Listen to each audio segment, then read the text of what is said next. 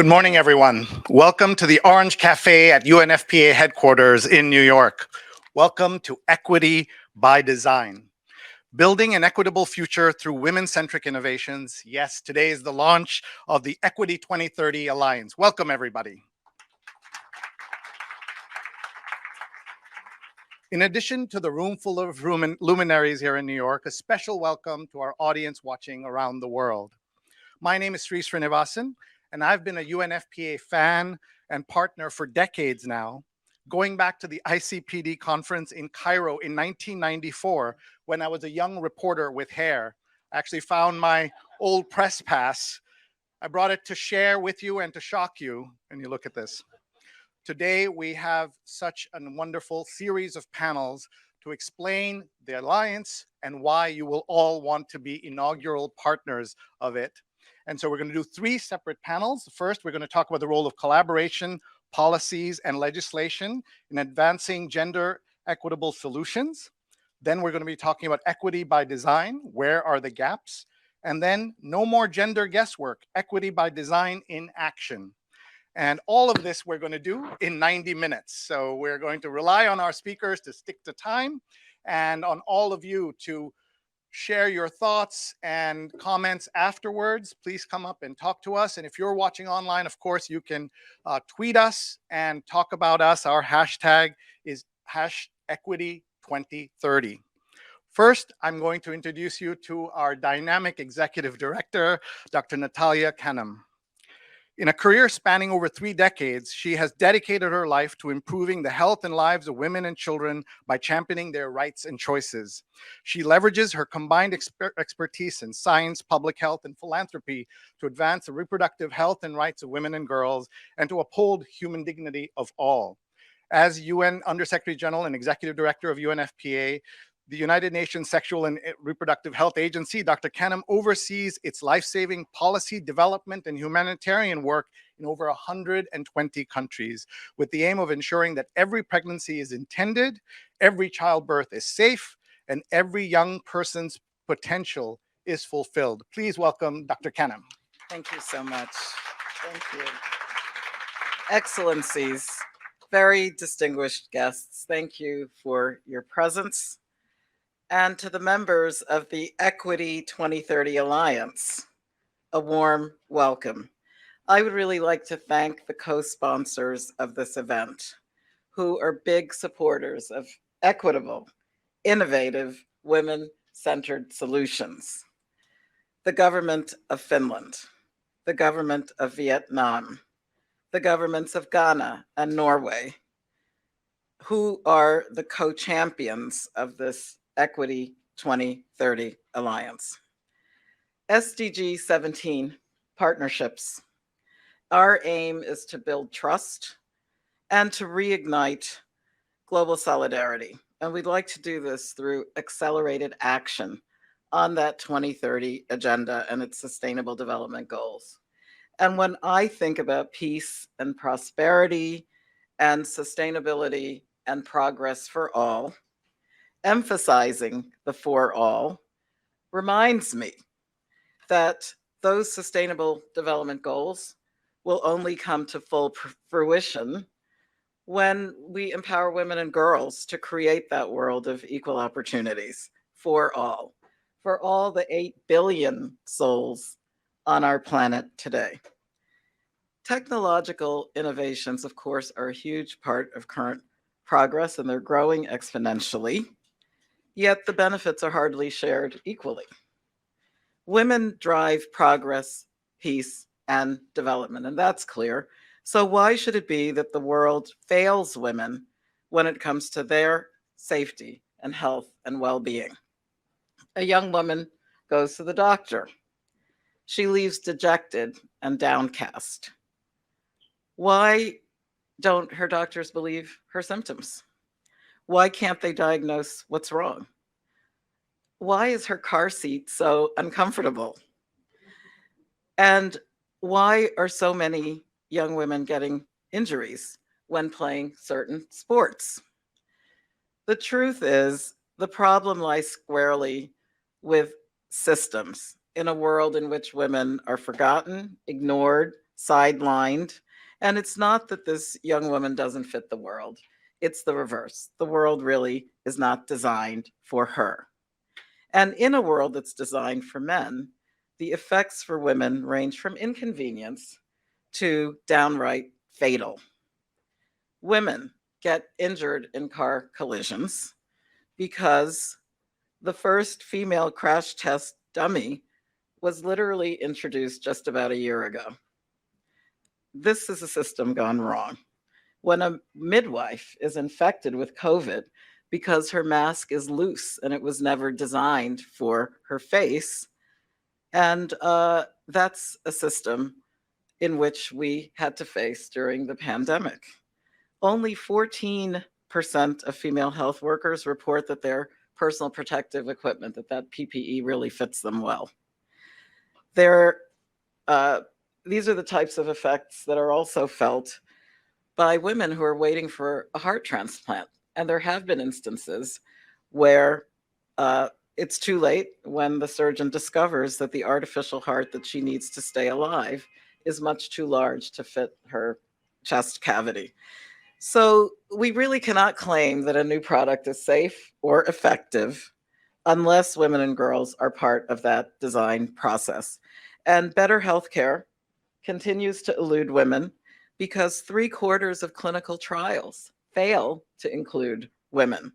On average, women will wait 4 years longer than men to be diagnosed, and then they're up to twice as likely to experience adverse reactions to medications. Design fails women in sports too, from the uniforms and the training sessions that ignore the impact of menstruation, normal, natural biology, to athletic shoes, for example, that are designed based on the anatomy of the male foot. So, if you watch the tennis and you were wondering why so many players are sidelined, the recent FIFA Women's World Cup was another example. Female athletes are 3 times more likely to suffer ACL knee injuries than men. And the ACL is one of those key ligaments that help to stabilize your knee. And that joint is essential if you're playing sports and you've got to pivot and, turn and jump and what have you. And all of this can be changed. Hence our presence here together today. We have abundant evidence to persuade us to step up the financing for women-centric solutions. Right now, that's only 1% of global research and development funding that's going to women-centric solutions beyond cancers, and even less going to sexual and reproductive health. So let's change that. As women increasingly drive the global economy, addressing gender equity in technology and science is not only health-saving and life-saving, it's a very smart investment. A recent study in the United States, for example, finding that investing just $350 million in women's health research would yield $14 billion in returns to the economy. And that's a 40-to-1 return for every dollar invested. UNFPA says that the world is not designed for women, but we can redesign it.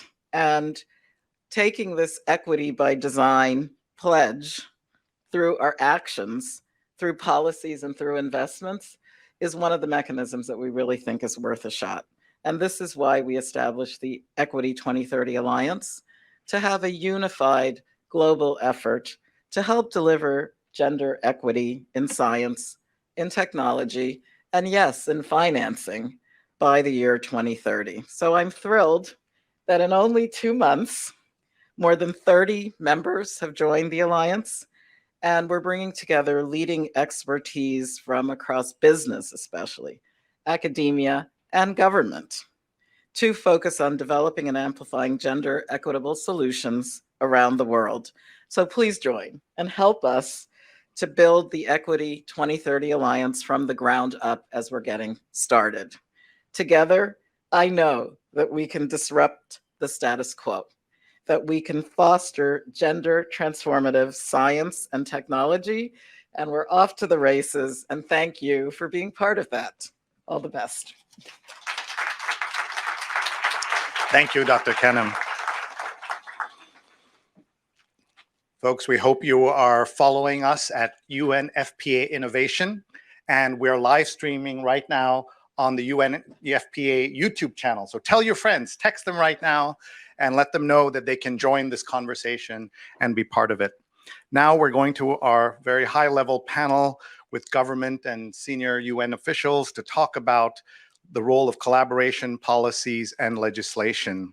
So I'm going to introduce each of our panelists. They're going to come up, and then we're going to ask them some quick questions. We're going to start with His Excellency Veli Tavio, who is the Minister of Foreign Trade and Development of Finland. Please come on up. We'll also be joined by His Excellency Ambassador Ahmed Hassan, Ambassador at Large of Government of Ghana. His Excellency Mr. Pham Hai An, Director General of the Department of International Organizations, Ministry of Foreign Affairs of Vietnam. Ms. Sanda Ojiambo is with us, the UN Assistant Secretary General, CEO and Executive Director of the UN Global Compact.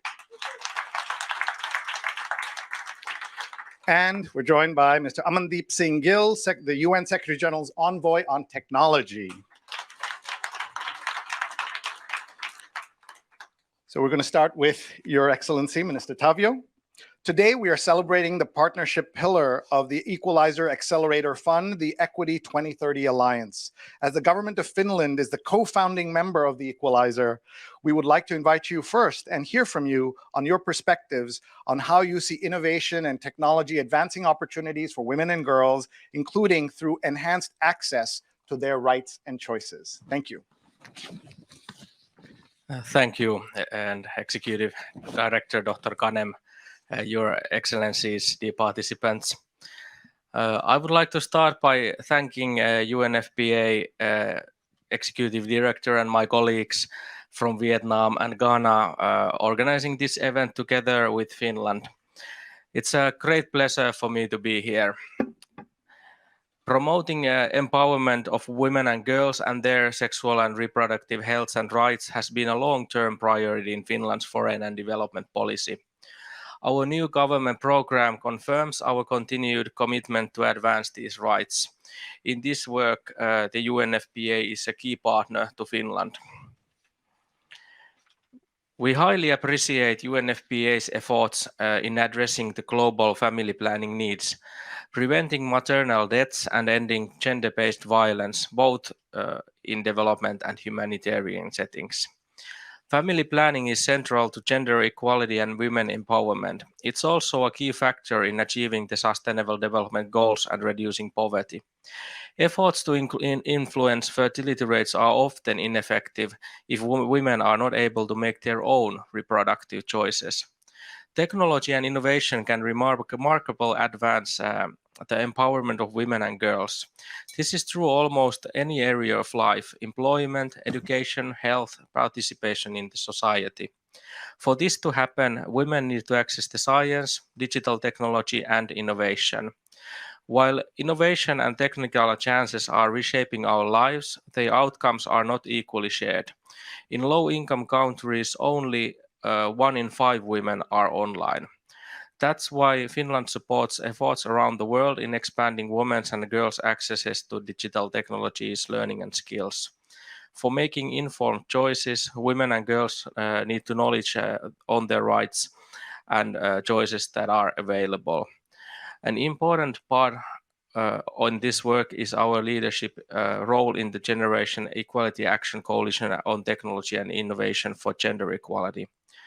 Through the work of the coalition, Finland also strengthens the efforts to prevent and eliminate online gender-based violence. Using technology must be safe for everyone. Dear participants, UNFPA has shown that with very small investments, innovations can be developed to make sexual and reproductive rights and health services accessible to everyone, including persons with disabilities. We encourage UNFPA to continue this excellent work through the Equity 2030 Alliance and efforts to ensure that women and girls are fully engaged in related science and technology. The only way to ensure that women and girls can benefit from new technology and innovation and that their rights and needs are considered is to actively involve them in the design and decision-making processes. Here, local women's organizations are key partners and allies. Innovation also requires seamless cooperation between the public and private sectors and the academia. In Finland, our social innovation of maternity and child health clinic model has helped us to keep our maternal and infant mortality rates at almost zero. Today, health innovations and digital health are areas where Finnish private sector companies produce solutions for the benefit of all.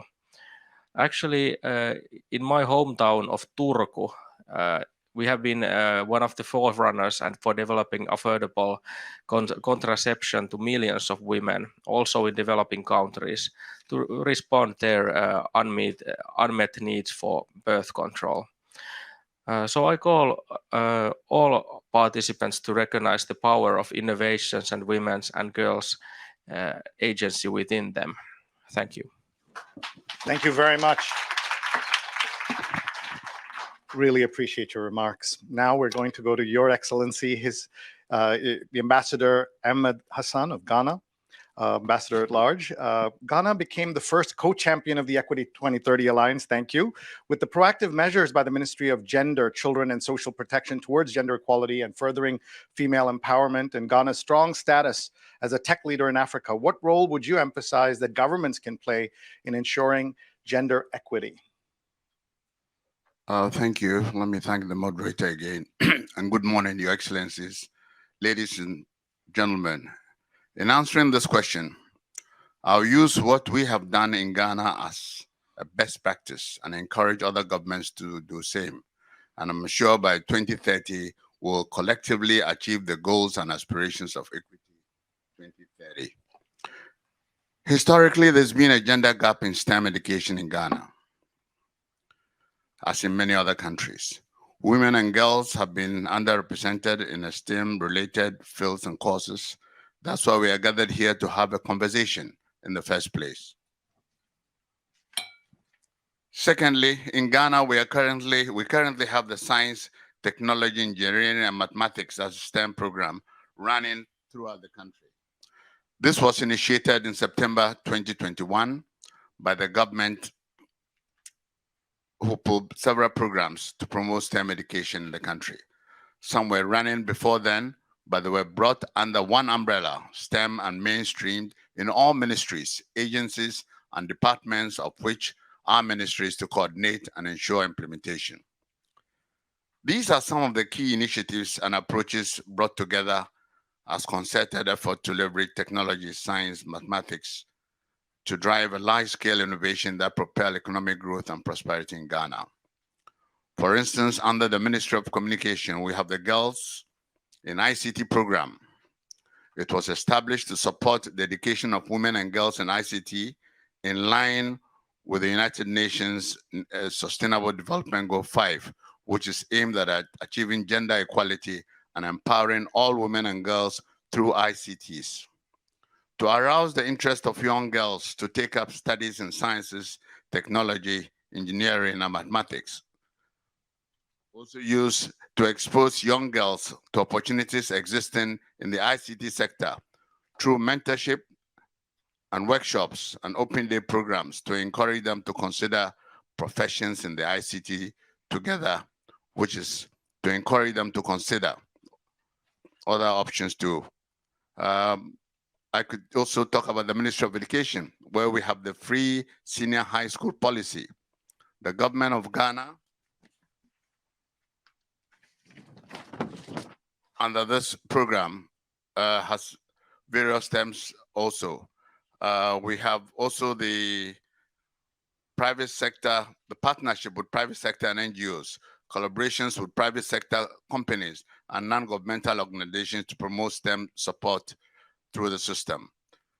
I have about 6 other examples, but I believe that time is not on our side. Thank you. But I'll simply conclude by saying that promoting gender parity in STEM, that is technology, engineering, mathematics, education, is a global challenge. And Ghana, like many other countries, has been working to address this issue. Finally, achieving gender equality in STEM fields is crucial for harnessing the full potential of the workforce and promoting innovation and economic growth. We can, however, achieve the desired goal if we make a deliberate effort, so that we're doing now by having this conversation, ensure data collection and monitoring, analyzing data on gender disparities in STEM education is essential. I thank you for this opportunity, and I will keep the other examples for another time. Thank you very much. Thank you, Ambassador.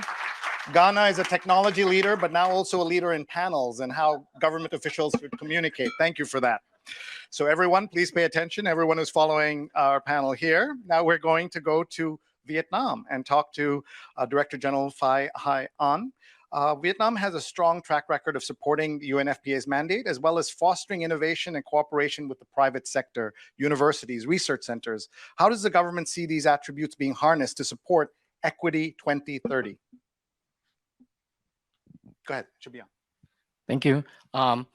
Executive Director, Excellency, dear participants, I would like to thank Dr. Khanam for organizing this very important meeting. Vietnam is a long-time strong supporter of UNFPA, and we're strongly committed to gender equality and empowerment of women and girls. In our view, this vision must be realized in all fields: politics, economy, science, culture, at all stages, designing, planning, and executing policy, and everywhere, at home, at work, in society, and in cyberspace. To do this, we need to address three questions. First, the what? Build a strong legislative and policy foundation with clear principles and targets and stick to them. Second, the how. Create a conducive environment and mechanisms for progressive and sustainable implementation. Third, the who. This is the all of society task. And we need more women in leading positions and in leading fields, including innovation. As innovation is the way forward, it's critical to further promote the role and contribution of women in science and technologies. Government and private sector must work in tandem. While government provides enabling normative and policy framework, the private sector can lead the way in women-centric innovative solution. Vietnam has good legislative foundation, most notably the 2006 Gender Equality Law, the 2022 Law on Combating Domestic Violence, etc. We're currently implementing the National Strategy on Gender Equality for 2021 and 2030 with concrete targets, including ratios of women in leadership and in business. We believe that an environment that is safe and inclusive is key to advancing women empowerment, which includes accessible education, especially in STEM, as Ambassador just mentioned, violence-free home, safe and enabling workplace and cyberspace without harassment and discrimination. During the last session of the Human Rights Council, Vietnam, together with Argentina and the United States, organized a side event addressing violence, harassment at the workplace in light of the recent adoption of ILO Convention 190. At present, Vietnam women account for 29.8% of business heads and owners, 37% of graduates from Science Technology College, 46% of human resources in R&D. According to UNICEF report this year, Vietnam is among 4 countries with gender balance in digital skills. The government of Vietnam work closely with private sector to develop and scale up gender inclusive innovation. We are happy to acknowledge that Startup Vietnam Foundation is among the first entities to enjoy Equity 2030 Alliance. In conclusion, we believe that sharing common vision, working together and learning from each other, we can all further our track records in this field and leaving no one woman or girl behind. Thank you. Thank you. Leaving no woman or girl behind. Wonderful light for us to follow. Now we're going to turn to Ms. Sanda Ojiambo, who is UN Assistant Secretary General and CEO and Executive Director of the UN Global Compact, which focuses on mobilizing a global movement of sustainable companies. It also features a strong set of gender optics, including self-assessment of businesses on gender inclusive products and services. Can Can you talk a little bit more about it? And how can the principles of gender-inclusive product development be integrated into corporate sustainability initiatives to advance gender equity? Great, thank you. First of all, Natalia and your teams, thank you so much for having me here. And it's been really great to listen to the excellencies talk about the progress being made in the public sector. I wish my story was going to be rosy, but it's not, because the statistics in the private sector around this area are actually not great. And I think what's most troubling is that the scenarios that Natalia spoke about at the very beginning around the failure of innovations really do need more women at the design seat. But yet the statistics tell us there's miserable failure in the terms of women engaging in STEM, women staying in STEM-related careers, and women being able to make those contributions when they're most needed. I'll just read some stats here. You know, women hold just about 22% of positions in artificial intelligence. The percentage of female STEM graduates is at about 19%, and women tend to leave the tech industry at 45% higher than men. But yet at the same time, if you reflect on Natalia's opening scenarios, that really is where women are needed most. So I think it points to just the need for real systemic reform around, you know, what happens first in the education system. I think back at the community level, how much we encourage women and girls to take on and stay within the STEM disciplines and then move further onwards. I'll share some personal reflections. Before I joined the UN, I worked in the telecommunications industry, and we really struggled to get women engineers. And the company I worked in invested going way back into the educational system, offering scholarships, offering mentorships, offering opportunities for growth. And I once had the opportunity to sit with some young interns, and I said to them, well, what do you all want to be? And they all focused on the more corporate opportunities in the company. They wanted to be lawyers. They wanted to be, you know, that stuff. And I said, why not engineers? And they said, because we haven't seen any. And it just made me reflect that you truly cannot become what you have not seen. And it's just the simple fact that we need more women at the top. We need the systems, the policies, the enabling environment to be able to get us there. It sounds simple, but I know it's extremely complex. So it's really heartwarming to hear the examples from Finland, from Vietnam, and from Ghana about the progress being made at the policy level. Not a great rosy story, but I think it's a great call to action for all of us at a very personal level to see what opportunities you can create, see how many young women we can mentor to stick in the STEM professions, and really look at academia and encourage academia to also make sure we can keep women in the systems. If we don't have them, we definitely will not have women at the design table to get to where we want to be. Having said that, there are a group of progressive businesses that we work with in the Global Compact that are truly advancing the issue of equal representation of women, and also looking at issues such as equal pay for equal work, which is also very important in the field. And so to commend that, just yesterday, or was it 2 days ago, everything is like a blur this week, we launched a campaign that's called Forward Faster to 2030, encouraging companies to move forward faster towards the goals and really looking at the issue of representation and equal work for pay. And we hope that with that contribution, we can certainly lend to the policy environments being set, the ambition of this campaign, and the fantastic work that you're all doing, Natalia. Thank you. Thank you very much. Faster forward. Love that. And forward faster. Now we're going to turn to the UN Secretary General's envoy on technology, Amandeep Singh Gill. Call for action, the Equity 2030 call for action has made it to the agenda of the Global Digital Compact with over 100 endorsers. How do you see the compact contributing towards making digital solutions more gender equitable? Right, thank you. It's a pleasure to be here. Thank you, Natalia, for the opportunity.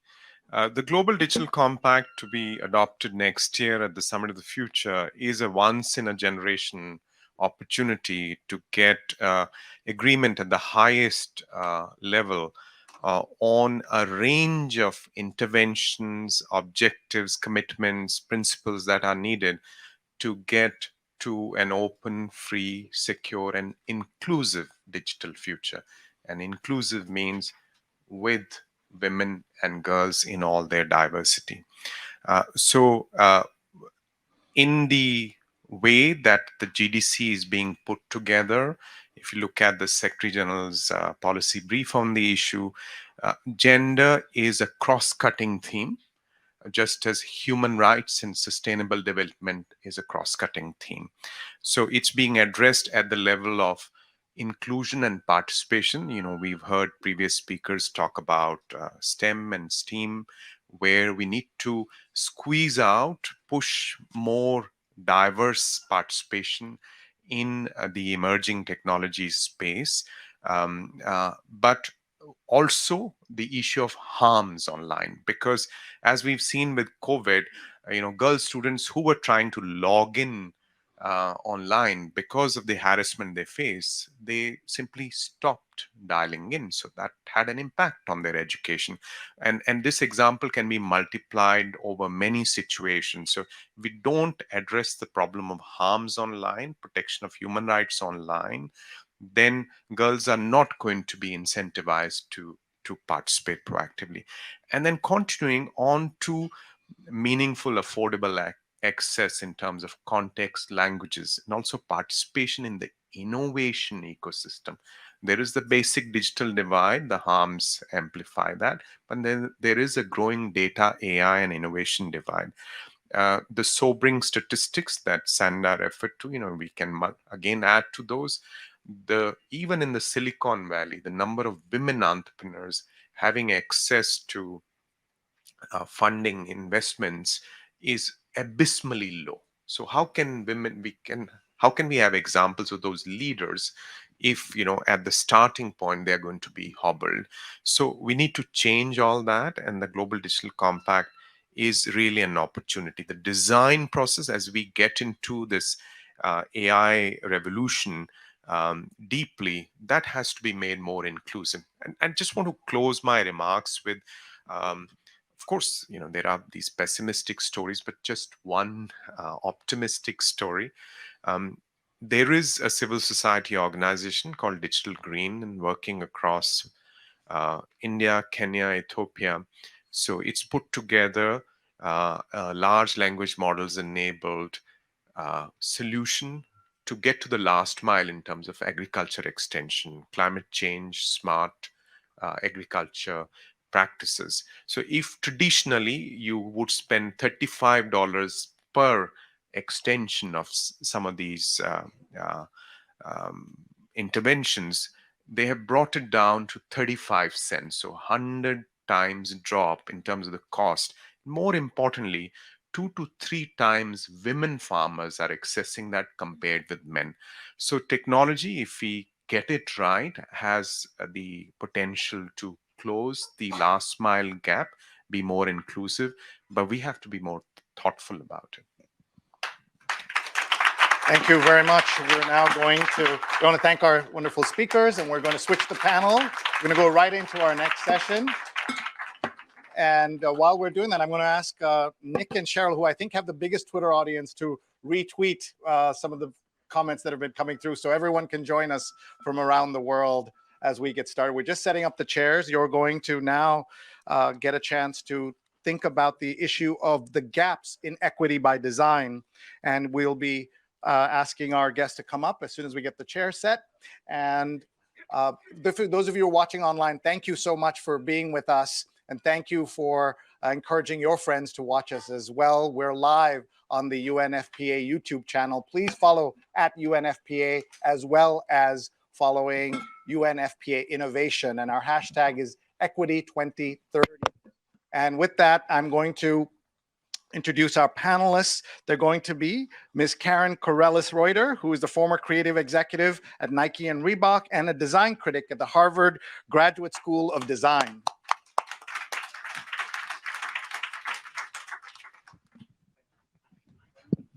And then we also are joined by Ms. Yael Averbush-West, founder of the National Women's Soccer League Players Association, the retired professional National Women's Soccer League player. And she's the general manager and head of soccer operations for New York, New Jersey, Gotham FC. Please welcome Yael. We're also joined by Cheryl Wu Dunn, co-founder of Full Sky Partners, Pulitzer Prize winner, and co-author of Half the Sky and Tightrope. And we're joined by Nick Kristof, columnist of the New York Times, Pulitzer Prize winner and co-author of Half the Sky and Tightrope.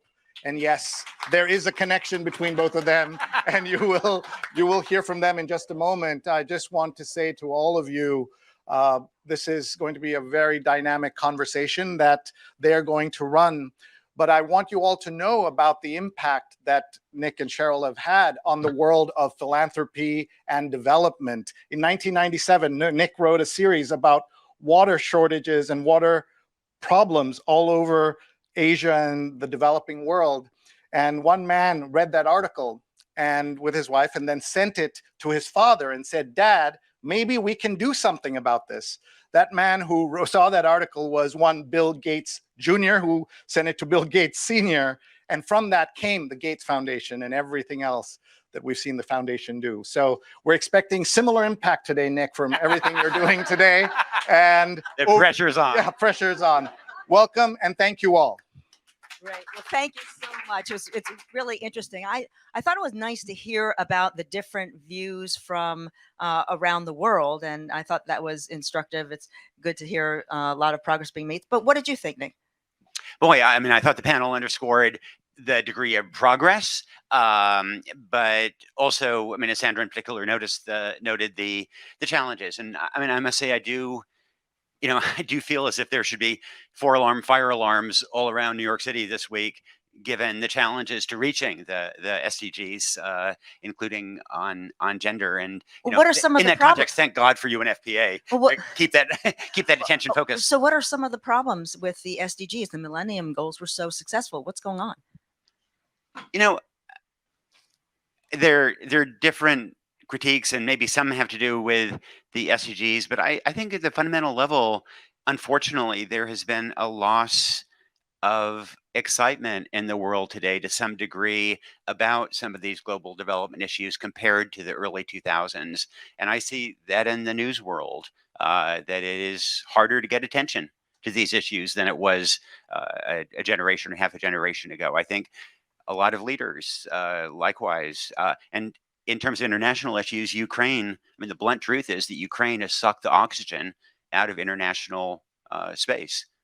Yeah, and I also think that there's been so much inward focus in the U.S. I mean, we have so many problems going on now that maybe we are even beginning to pay attention to them. So that just leaves less space, and there's always the Trump factor, less space for people to write about what's going on in the rest of the world. But one thing that I think the panel really did emphasize was, we have the toolbox now to make a real difference. We have the understanding and the data about the challenges that what we lack at a global level, not in this room, but at a global level, is the political will and the resources. And if we can just muster that will and the resources, boy, we can just go like a rocket ship. Yeah, and so I'd like to, and I'm very mindful of what Sanda said, which was very, very interesting on terms of the data, and I think we do need to be very data focused. But I'd like to just focus on one woman, and tell the story of Mahabuba, because I think it's just really interesting. She was 13 years old at the time that she got married off by her parents to this very much older guy, and he kind of, from her point of view, raped her at 13, and she got pregnant. And then she was really pregnant. She was like very scared. She ran off to the bush to have the baby. She got a fistula, an obstetric fistula. I don't know how many of you know what that is. It's a terrible, terrible thing. You get a tear because your pelvis is not big enough. She's very young, of course. And so she had a fistula. She lost the baby. And then she couldn't control her waist because she had nerve damage, and that's what happens with a fistula. And so she stank. She went back to the village, and they thought that she was cursed. And so they put her at the outside of the village in a little hut. They took off the door, and they did that because they wanted the hyenas to get her over the night. So she found a stick and she fought off the hyenas that entire night. It was amazing. And then she knew there was a foreign missionary, in the nearby village. And so she started to walk there, but she couldn't walk very well. She crawled because of her nerve damage, and she crawled 30 miles. She ended up on the doorstep of this foreign missionary who knew exactly what happened. He rushed her off to the Addis Ababa Fistula Hospital, and she was repaired in a routine operation. Her fistula was repaired. They saw that this girl was smart. She certainly was a survivor, and they made her a nurse. She was a nurse at the Fistula Hospital, and she started learning the ropes. And now she is a fellow of the Royal Society of Surgeons, which is amazing. So it is possible, and I want everybody to know that it is possible. So now we have some questions for our real experts. You want to start? Yeah, I mean that that Mahabuba's story sort of underscores the way women are not the problem but the solution. And you've been engaged in an area that has likewise just been transformative in terms of opportunities for women, in terms of the recognition in the world of sports. But as Dr. Cannon said, it's also a space that kind of underscores the degree to which men have designed so much of the territory. Tell us a little bit about that. I mean, is that changing? What are the challenges, and how is that being changed? Yeah, so as I'm listening, first of all, it's an honor to be here, and I'm really learning a lot, and my eyes are being opened as I'm listening to all of this. And I think one thing I think about quite often, and I experienced myself with my own playing career and my teammates, and I see now from a different perspective, is that women are fighters, and women will rise to the challenge. But I think that even just looking in sports, I'm thinking right now as I'm listening to everybody, the many ways in which I operated in a very male-driven framework and male-driven field, and I still think it's that way. I think many of the leagues and teams have historically been owned and operated by men. We are playing for coaches who, if they're not men, we're training in ways that are based on what the men have done. And that we see a lot of, it's been mentioned about injuries. I look at the injury list that comes out every week in the National Women's Soccer League, the NWSL, and I look through it, and I can't help but to think now how many of those injuries could be prevented if women were training in ways and doing things based on sports science that was thought of from a women-centric framework. And so I think we're increasingly becoming aware of that. Yes, women will fight. We'll fight for equal pay, fight to prove that we can play in big stadiums in front of big crowds. But maybe we don't have to do that fight so much. And I'm thinking of the ways in which it impacted me as a player, and it impacts the players who now I run a team, and I want us to be as successful as possible. And maybe it's that we need to move away from the male-driven framework. Well, so yeah, we have to ask you about the shoes because of what Dr. Cannon asked. So tell me, the shoes, is there really something different about the male shoes and the women's shoes? So I think it should let Karen answer the specifics of that. But I will say, growing up, my aim was to be a professional soccer player. And what that meant was I looked at the men. And so if I saw my favorite male player wearing a pair of shoes, I wanted to wear those. I didn't want to wear the pink version of those shoes or the women's version of those shoes. And even as a girl growing up, I played on boys' teams, and that was revered. I was the only girl because I was good enough to play with the boys. But now I think about all the ways in which, even with the shoes I wore, I wanted to wear the men's shoes, but what was that doing to my body and my feet? And now, I'm walking and my Achilles are tight and stuff around the city. And what would it be like, and what would it have been like for me performing at my athletic potential if I had shoes that were made for me? Well, I have to say that these shoes, I think high heel shoes are even worse than probably the sneakers. One last question. We have to ask you about the Spanish coach and him kissing the player. What do you think about that? Yeah, so I think this is indicative. The conversation right now surrounding women's soccer, unfortunately, is indicative of the problem, which I think is that we're operating in a male-run world still. And you see, the saddest thing to me is that you look over the internet, if you see anything about women's soccer these days, you probably see this man's face. And the reality is, just from a soccer playing perspective and watching the World Cup final, Spain and England played one of the most riveting games of soccer I've ever watched in a championship game. It was absolutely beautiful. They reached, in my opinion, a next level of play, but no one's talking about that. Everyone's talking about this incident. And these are the types of battles that women athletes are still facing. It's not, oh, can I be my very best? Did I score a goal? Did I block a shot? It's, can I show up and feel safe in my environment and even focus on my soccer, focus on my training? So the fact that the conversation right now, after such a beautiful sporting event, is about this man and this federation not treating the athletes right, it just shows how far we have to go. And it's honestly, it feels sad to me because I want to celebrate the women and what they achieved. And, this is what we have to talk about.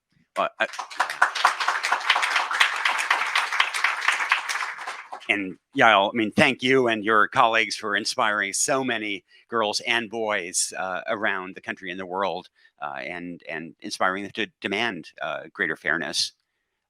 Karen, one of the things that maybe we don't think enough about in terms of gender equity is the physical space all around us.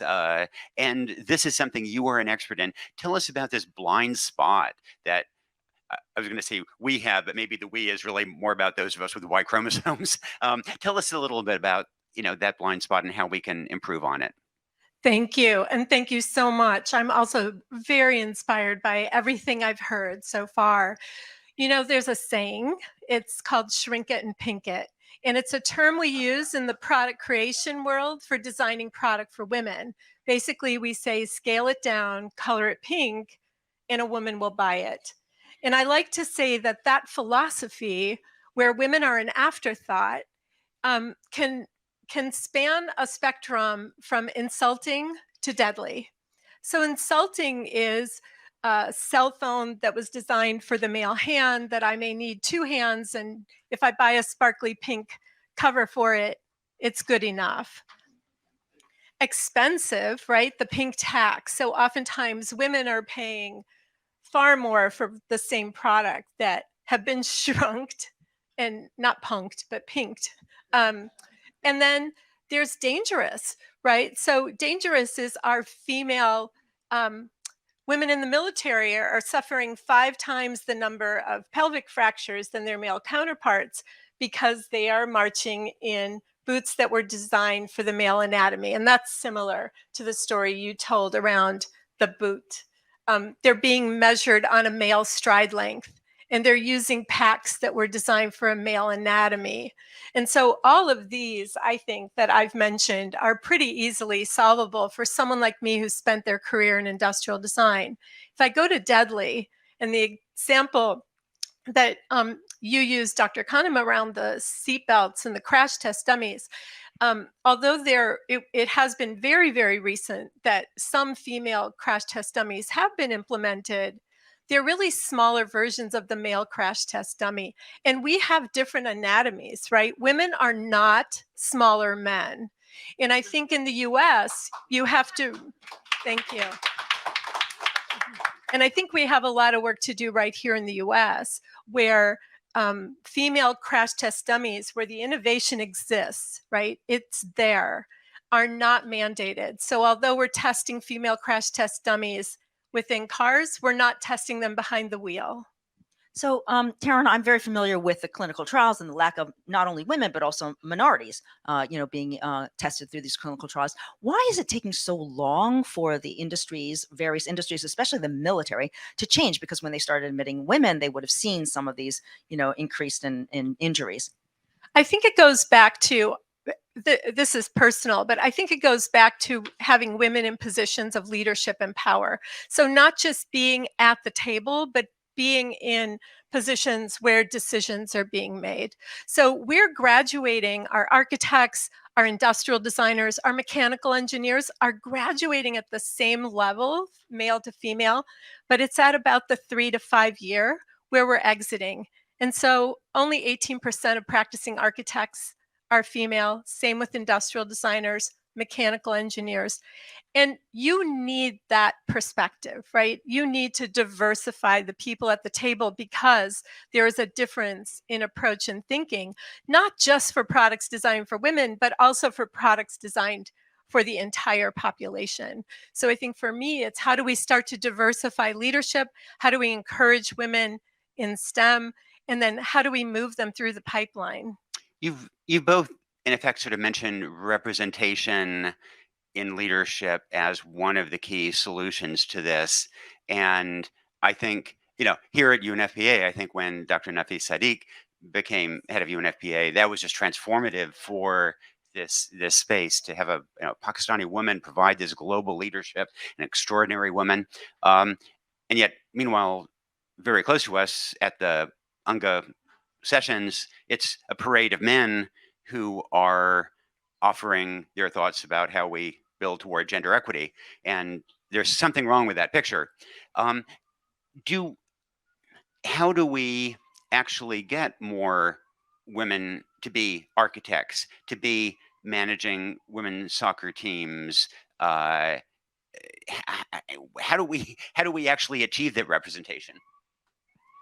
Well, I think we're moving that direction. I've just seen I started my job as general manager of Gotham FC, the New Jersey, New York professional team, 2 years ago. And at the time in which I started, every call I made to another GM, for the most part, was to a man considerably older than me who was just at a different experience levels and everything. And now I don't know the exact number, but a number of the general managers in the league are actually women and former players. And the conversations we have are different.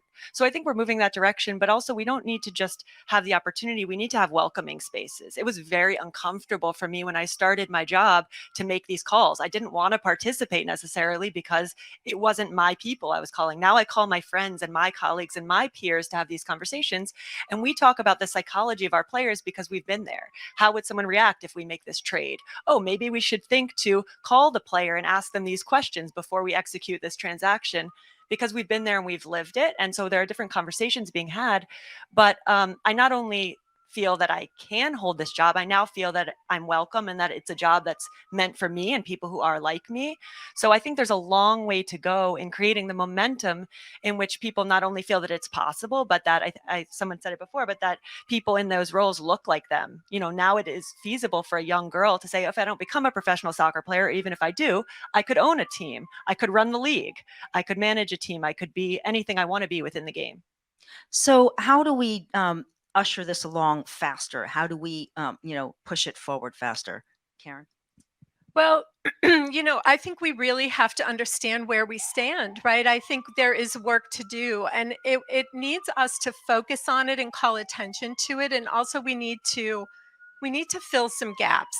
Right now, if we're thinking about the built world, architects, designers, engineers, I think we really have to not only encourage our women to stay in the profession, I think we also have to help elevate and promote them through. And I think that takes a lens that requires all of us, right? This diversity and thought is what's best for all of us. And I think we have gaps to fill. And I think we have to identify those gaps and we have to accelerate filling those roles with women.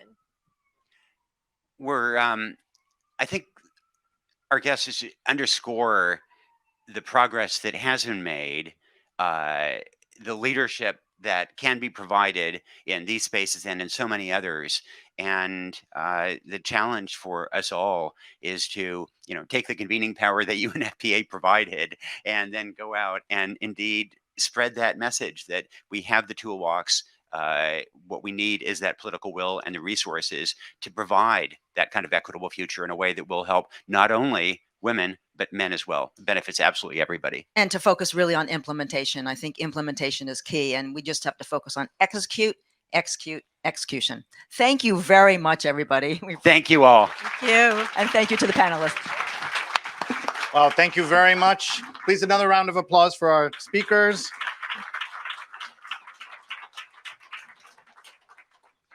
All right, we have one more panel.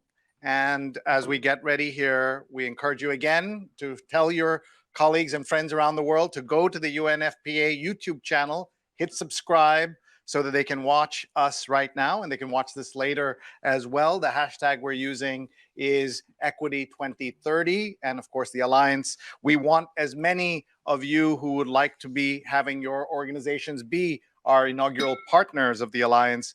We want you to join us.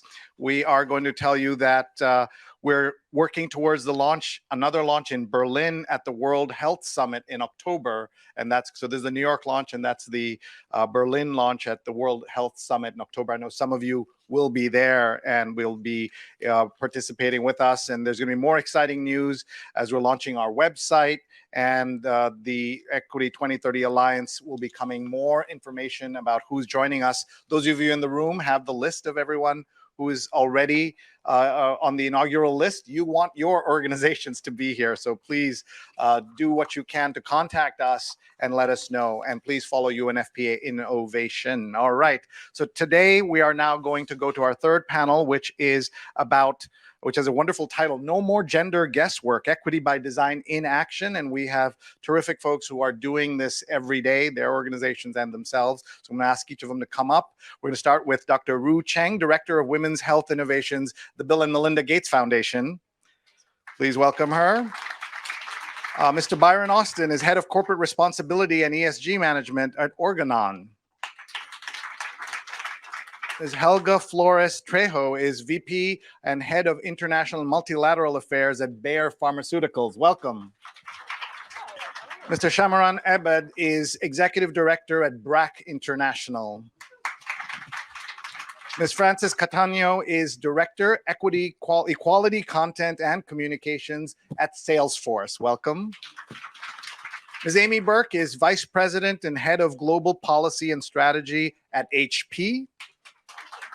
And Dr. Chandra Vadana, who is founder, Prayana Labs of India, a Fulbright Fellow at Gendered Innovations Lab at Stanford University. What a great group of folks. Please give her a hand as well. And I'm going to ask each of them the same question and give them just 3 minutes to answer. I know this is very tight, but you're following the great work that Cheryl and our other speakers did as well, and Ambassador too. Thank you so much. We are going to start with Dr. Ru Cheng from the Bill and Melinda Gates Foundation.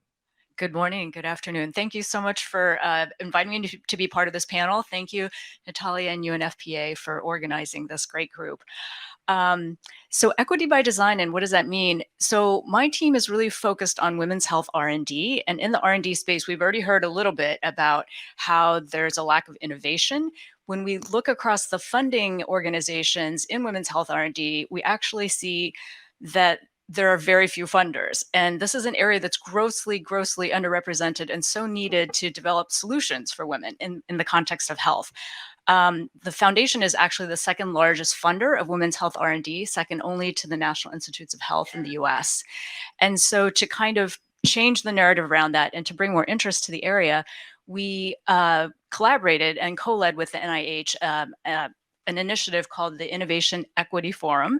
And with that, we brought together over 250 people from across the globe, representing different sectors, public, private, large, small, government, academia, et cetera, to really think about what are the opportunities in women's health R&D that we would like to see move forward, that have the potential to take place within the next 5 years.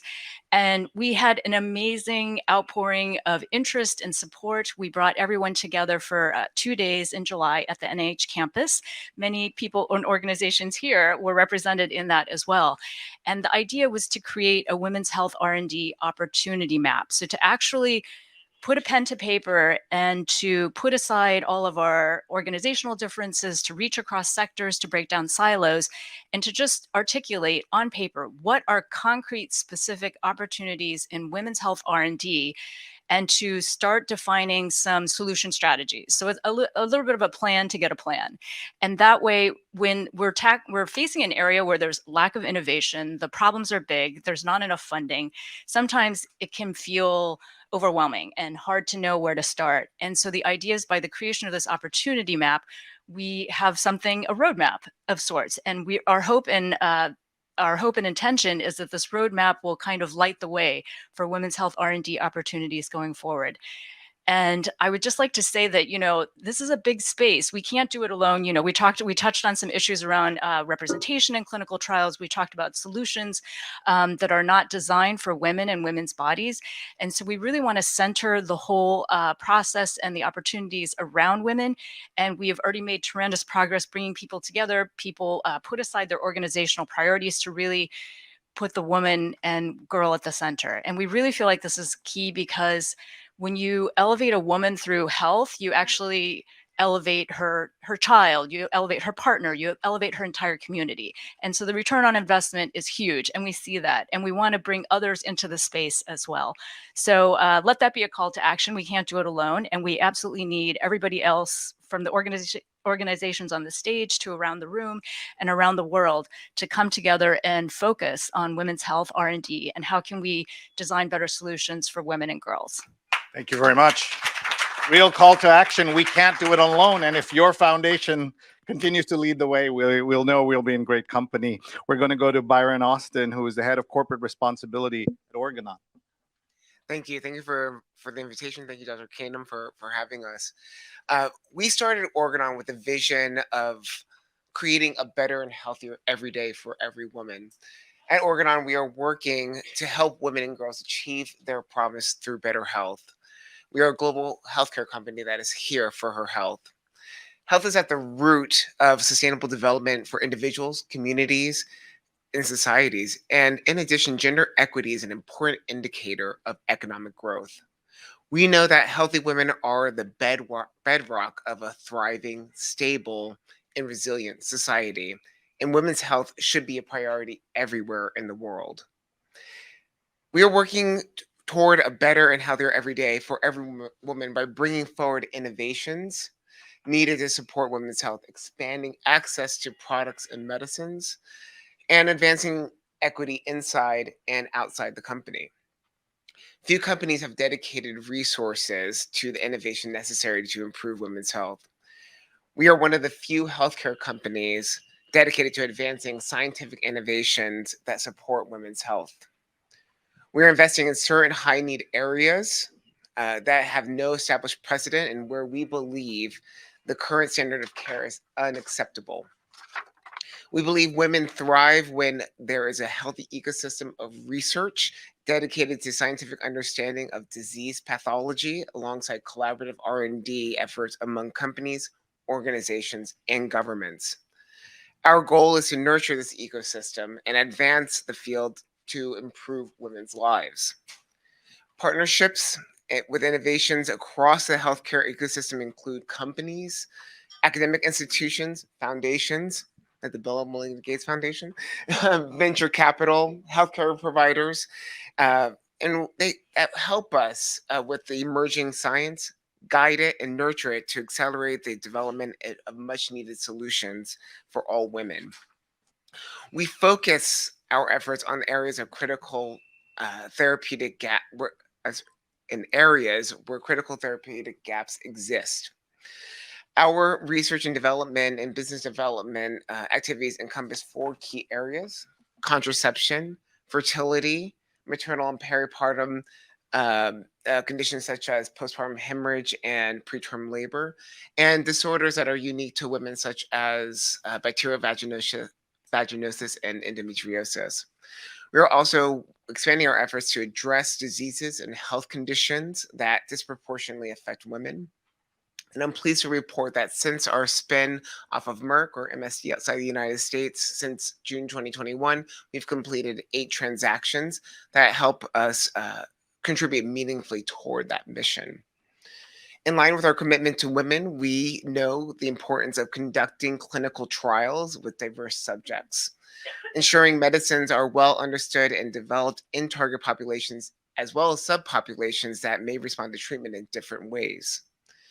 Our ongoing efforts to embed diversity and inclusion strategies into clinical development cover a wide range of areas. We develop all clinical trials plans to inform recruitment strategies that at minimum comply with US FDA guidelines that govern racial and ethnic diversity in clinical trials. And wherever allowed, we also seek to balance gender representation and engage participants across a variety of age groups. As a women's healthcare company, we strive to work at the intersection of gender equity and health equity. This ambition fuels our commercial strategy as well as our corporate responsibility strategy.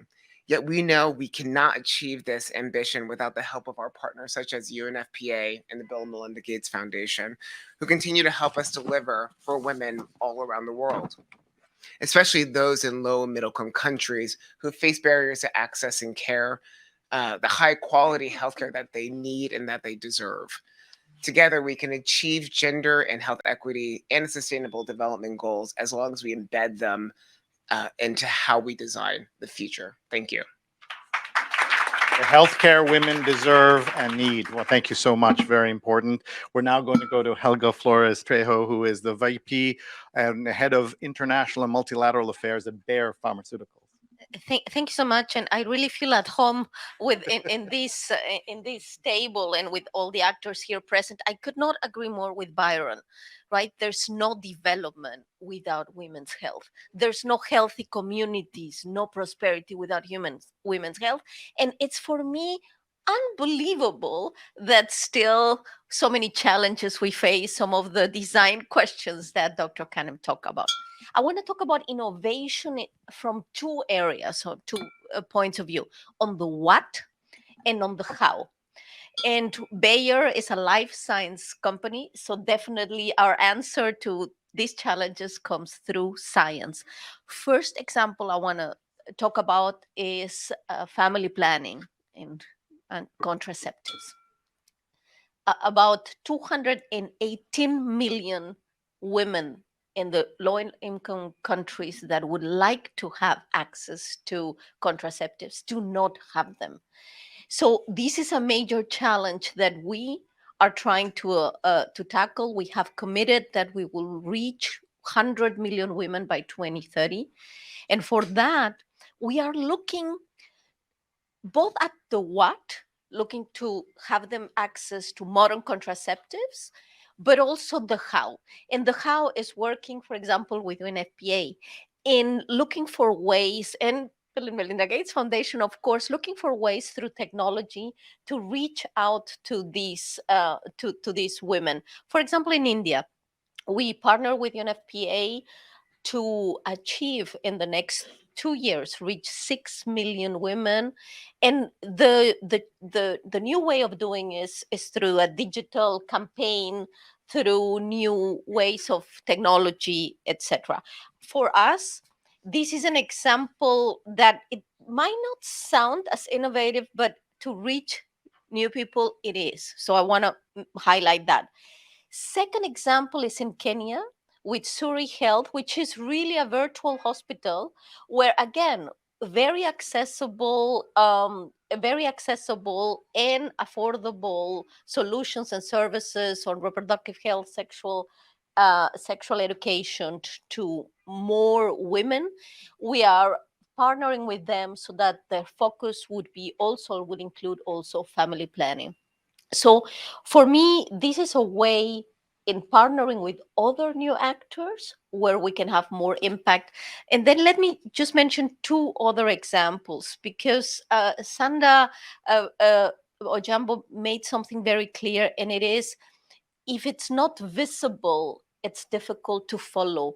So one of the things that the Bayer Foundation, for example, is doing is really finding those women in STEM that are making a difference and giving them prizes and making them visible.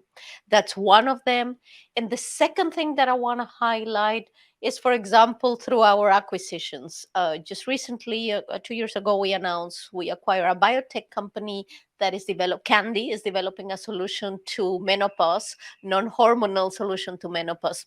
So if you see all these examples, family planning and modern contraceptives and access and how to get them, women in STEM, so that we have more women designing the thing, and tackling things like menopause with bringing innovation to these areas that has not been there, that is essential. So for us, it's through science. So for me, it is really equity by design through science, what we are advancing, and with all of you at the table. So thank you so much, UNFPA, for your... Thank you very much. We'll now go to Shamaran Abed, who is Executive Director of BRAC International. Thank you very much, Sri. And first of all, it's really great to be here. Natalia, thank you so much for inviting us to be one of the inaugural members of the Equity 2030 Alliance. So we're very proud to be part of this with you. Very quickly, for those of you who don't know BRAC, we're a large global development organization founded and led from the Global South. We were founded in Bangladesh a little over 50 years ago, and now we work in 17 countries across Asia and Africa. And for us, this issue, I mean, I'd even go further, Helga. I mean, it's development, no development without women's health. There's no development without gender justice and justice, women's development and women's justice. And that we see across everything that we do. So we work across so many sectors in development. We work with people in extreme poverty and ultra poverty. There are about 600 to 700 million people still in extreme poverty in the world today, and the majority of them are women, right? If you look at financial access, we do a lot in microfinance. There are over 1 billion people without access to responsible financial services, and the vast majority of them are women. You look at the work we do in education. I'll give you one example. A country like South Sudan, which is one of the, I think, the only country in the world today in 2023, which has more children out of school than in school, and the vast majority of those children are women. We're working with girls. We still do girls' education, which shocks people these days. In a country like Afghanistan, where the current Taliban government is making it increasingly more difficult to educate girls. And we continue to do that fight as well. And there again, more and more girls are not being able to go to school, and now they can't go beyond primary school. So as soon as they hit the secondary level, they can't go to school anymore. We have huge programs for social and economic empowerment of adolescent girls and young women across sub-Saharan Africa. All of that to say that for us, the main issue is really about making sure that we're being very intentional about who we are reaching. We're just not trying to reach women, but we're trying to reach the most vulnerable women. In all the countries where we work, that is very important. It's the most obvious thing I know, but intentionality matters. In many development programs around the world, we miss target. And for us, the ability to target very well is extremely important. So that's the first thing I'll say. I have two more quick ones. The second one is being able to design programs with the communities we serve, and especially with the women we're serving in those communities. That is extremely important. We, as a Southern-led development organization, we feel that what makes us different is the ability to be very grounded in the communities that we serve.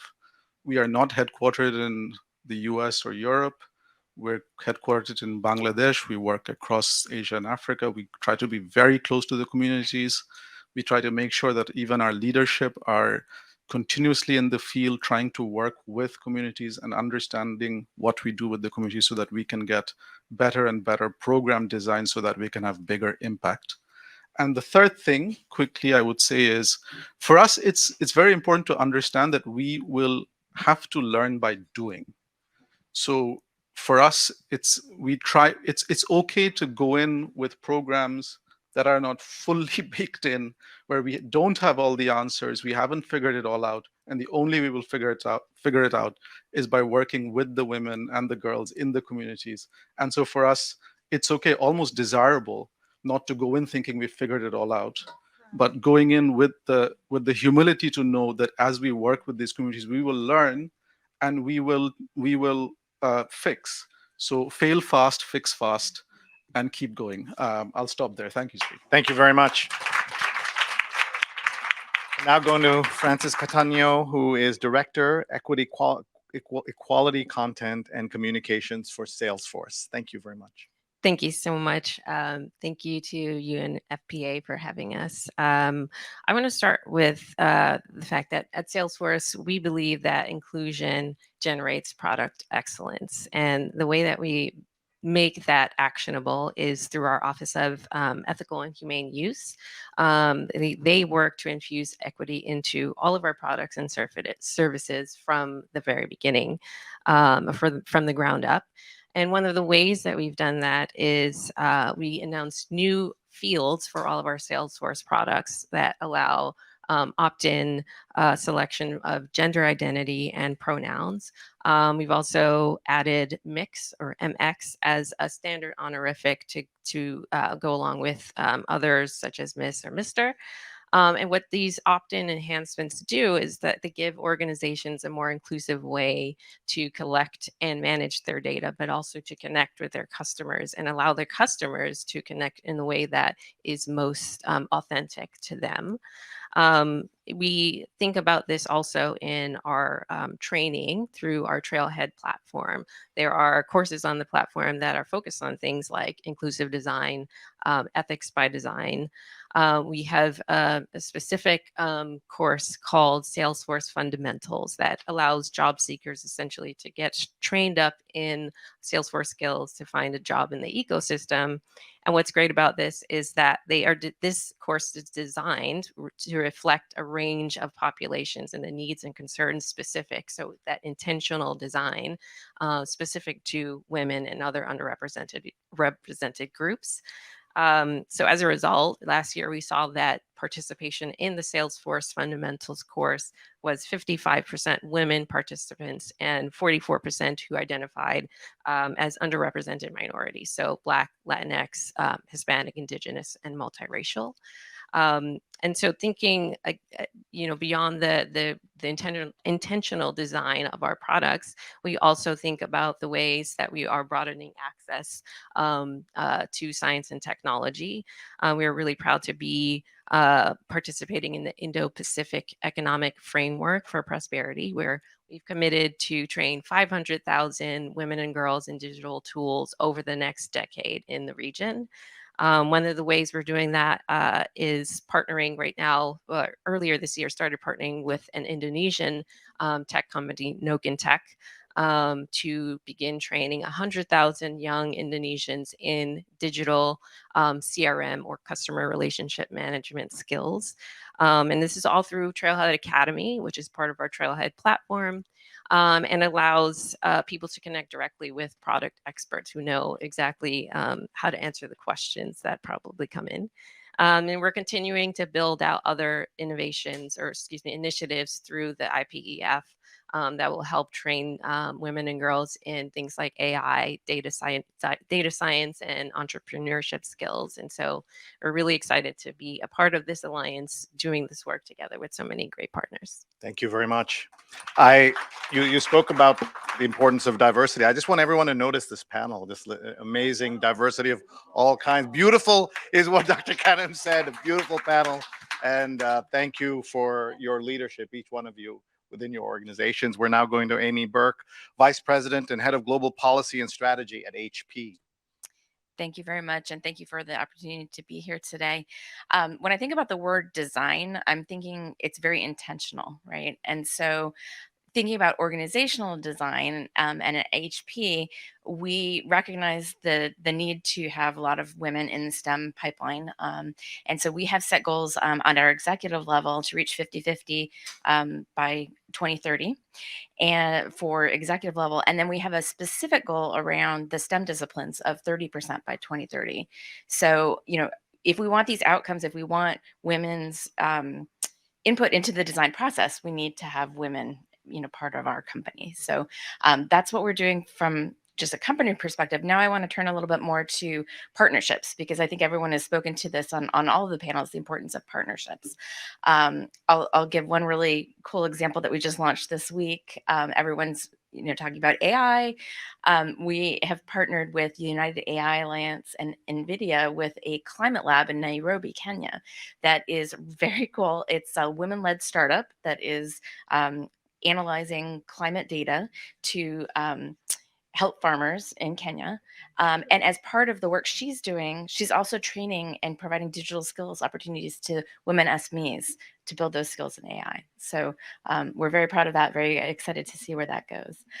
We're also very focused on digital equity. And as has been referenced earlier, obviously women are at a disadvantage in terms of connecting to the internet, having this access to technology, and having access to health. We consider digital equity not only from the skills lens, but also economic opportunity and access to health. We have partnered with a number of different programs, but I do want to highlight one called HP Life, which is a free platform that's focused on digital skills and entrepreneurship skills that we offer throughout the world. And we've partnered with actually several UN entities with this program, with UN Women in particular. And so I'm just very excited to be here as part of UNFPA and look forward to how we can all continue to build out these partnerships. Thank you. Thank you. And our last speaker now gets a chance to reflect on everything that was said and has to come up with something new and different. So I apologize to you in advance, Dr. Chandra, but our guest is Dr. Chandra Vadana, who is a Fulbright Fellow at the Gendered Innovations Lab at Stanford University and the founder of Prayana Labs out of India. Thank you so much. Wow, what a great panel and what a great day today. It's great to be here, honored, thrilled, excited for two reasons, especially on this day. One, we are launching this Equity 2030 Alliance. And back in my country, India, today is historical because the parliament has just passed 33% women's reservation. So I think my country deserves an applause. Thank you so much for that. Now, talking about myself, I represent one of that millions of women underprivileged, coming from an underprivileged background from, well, should I call India a developing country? Yes, but of course, one of the top economies of the world today. However, I represent that woman who had to face a lot of barriers in her life, social, economical, cultural barriers. And today, if I am sitting here at the UN on this stage, it is because of education and the opportunities that I got because of that. And education, employability, entrepreneurship, these are all things that women are currently, they do face challenges and barriers even now in different parts of the world. And realizing the potential of this, based on my own personal experience, I launched the nonprofit Prayana Labs in India. Being a social entrepreneur for the past a decade, part of my initiative, Prayana Labs, we could empower a lot of women in getting into a career, getting employed, as well as starting new businesses. Prayana Labs is also an incubator for women-centric startups or startups which actually work towards solving women's problems. This is what I do as a social entrepreneur, as a nonprofit founder. Now, all of these organizations, big companies, representatives over here, they are doing massive projects. Prayana Labs is a grassroots organization. We work with rural women entrepreneurs, rural people from underprivileged backgrounds and help them to get into financially independent. So that's my work. And that actually helped me obtain various kinds of recognitions and as well as to reach here at Stanford University to pursue a fellowship at Gender Innovations Lab. Now, to talk about Gender Innovations Lab, it was founded by Professor Londa Shibinger. And at Gender Innovations, we actually harness the power of gender-sex intersectionality analysis to design as well as to nourish or develop products and services and solutions, basically in all domains: science, health, medicine, engineering, and environment. So if you, to talk about everybody, all these organizations, we are all working on different ways in a practical area. And academia is where, or academic institutions like ours, Gender Innovations Lab, is where you get the methods and tools required for that. And that's what we work with. So we have various methods, including we have an intersectional design toolkit, which actually helps you to use this intersectional design cards for designing products which is more inclusive. So those are all the different kinds of activities that Stanford Gender Innovations does. And I would like you to all visit genderinnovations.stanford.edu to know more about the works that we do there. I, as a researcher, as well as a social entrepreneur, my passion is towards gender equity and a world, a future, a planet where women, every single woman thrives her full potential. Yes. Thank you so much. Thank you, and what a wonderful note to end on. But before we end, this panel is so beautiful, we're going to have them stay seated when our vote of thanks is going to be delivered by Mr. Ian McFarland, the Director of the Division of Communications and Strategic Partnerships at UNFPA. Thank you very much, Ian. Thank you so much, Sri. And wow, what an amazing final panel, but brilliant earlier panels too. Just so inspiring, galvanizing, energizing. Thank you all so much. Thank you, Sri, for taking us through the program so effectively. Thanks to our speakers. to our champions in the Alliance, to all of those participants online who've been joining and listening in. We hope you've also been empowered by the sessions, and all our colleagues behind the scenes who put a lot of effort into making this work so well. Just some very quick reflections that can't possibly capture the richness of the conversation. But firstly, we've really, I think, enriched our understanding of the issues at heart. But most importantly, we've brought so many solutions, stories, examples, and I think there are a lot more examples to come, including from Ghana, but from everywhere, many, many examples that inspire us and bring a sense of hope. Bring a sense of hope and possibility, which I think is something that is really needed right now. Secondly, we need to scale up and accelerate all of those actions. It's amazing to see how many different companies, organizations, academic institutions are thinking about empowerment, education, about data, about thoughtful inclusion. How do we make sure that that continues and is scaled? And I think the other richness for me has been this combination of different types of partnerships where we've had private sector, we've had government leadership, we've had academics, we've had sports heroes. If we can harness all of those, what a wonderful opportunity we have. Please join the Alliance. If you don't join the Alliance, please at least continue the conversation for change, for equity, for justice. Continue that conversation in your policies, in your communities, in your organizations and networks. Here's to equity by design with all the add-ons that we had and a real success. Natalia, the closing words. We're going to take a quick picture with the speakers and the Director General in just 1 second. We want to say thank you to Bayer, Organon, BRAC, HP, Salesforce, and Stanford Gendered Innovations Lab for being among the first inaugural members. And you've all seen the full list here. And we want to see your names on here as well. And you just witnessed the first launch of the Equity 2030 Alliance. We're going to do the second launch in Berlin at the World Health Summit in October. If you're going to be there, let us know. And watch for more exciting news, more members, the launch of our website. And please follow at UNFPA Innovation and the UNFPA social channels at UNFPA. Now we're going to ask the Director General to come up and we're going to take photograph. And please, all the other speakers also come on up. Thanks to Please, the moderator, by the way. Thank you.